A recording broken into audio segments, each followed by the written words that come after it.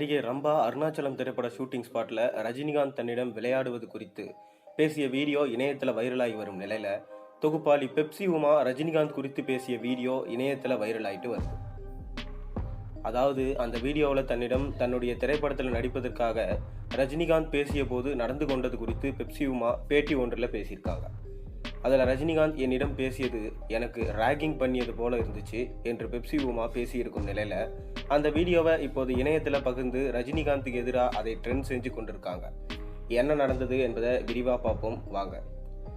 அந்த வகையில் பார்த்தீங்கன்னா, சில நாட்களுக்கு முன்பு நடிகர் ரம்பா நடிகர் ரஜினிகாந்த் உடன் அருணாச்சலம் திரைப்படத்தில் நடிக்கும் போது அவர் தன்னிடம் கோபப்பட்டது குறித்தும் தன்னிடம் விளையாடியது குறித்தும் விளையாட்டு போக்கில் பேசியிருந்தார். ஆனால் அதை சில நெட்டிசன்கள் ரம்பாவிடம் அத்துமீறிய ரஜினி என்ற தலைப்பில் ஹேஷ்டாக் போட்டு இணையத்தில் ட்ரெண்ட் செஞ்சுட்டு கொண்டிருக்காங்க.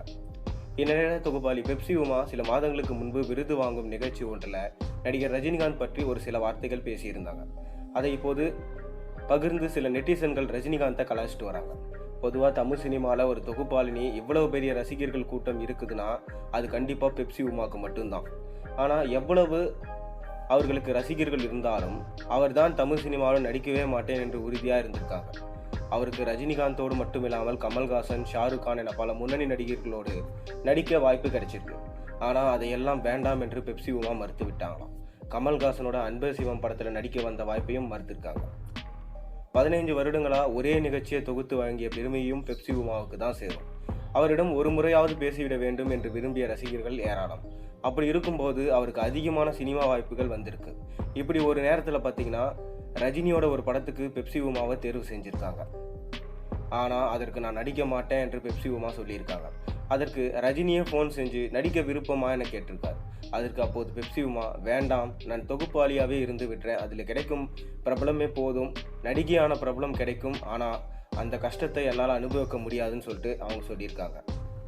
அப்போது பார்த்தீங்கன்னா, பெப்சி உமாவிடம் ரஜினிகாந்த், எனக்கு உங்கள் பக்கத்தில் எந்த பிரபலம் இருந்தாலுமே கண்ணு போகாமல் உங்கள் பக்கமே போகுதுன்னு சொல்லிட்டு சொன்னாராம். அதுக்கு ராகிங் மாதிரி இருந்தாலும் இப்போ சொல்லாமல் எப்போ சொல்கிறது என்று பெப்சி உமா சமீபத்தில் ஒரு நிகழ்ச்சியில் பேசியிருந்தார். தற்போது இந்த வீடியோ இணையத்தில் வைரலாகிட்டு வருது. ஏற்கனவே ரஜினிகாந்த் தன்னை தொட்டு பயமுறுத்தியதாக ரம்பா அளித்த பேட்டி வைரலாகிட்டு வரும் நிலையில் அதைத் தொடர்ந்து பெப்சி உமாவும் ரஜினிகாந்த் ராகிங் செஞ்சுருக்காருன்னு சொல்லிட்டு பலர் இந்த வீடியோவை ஷேர் பண்ணிட்டு வராங்க. இந்த விஷயம்லாம் ஒரு விஷயமே கிடையாது. ரஜினிகாந்த் மீது வதந்தியை பரப்பி அவருடைய மார்க்கெட்டை காலி செய்யறதுக்காக தான் இந்த மாதிரி விஜய் ரசிகர்கள் பண்ணுறாங்கன்னு ஒரு பக்கம் குற்றச்சாட்டு இருந்திருக்கு. உங்களோட கருத்து என்னன்றதை மறக்காமல் கீழே கமெண்ட்டில்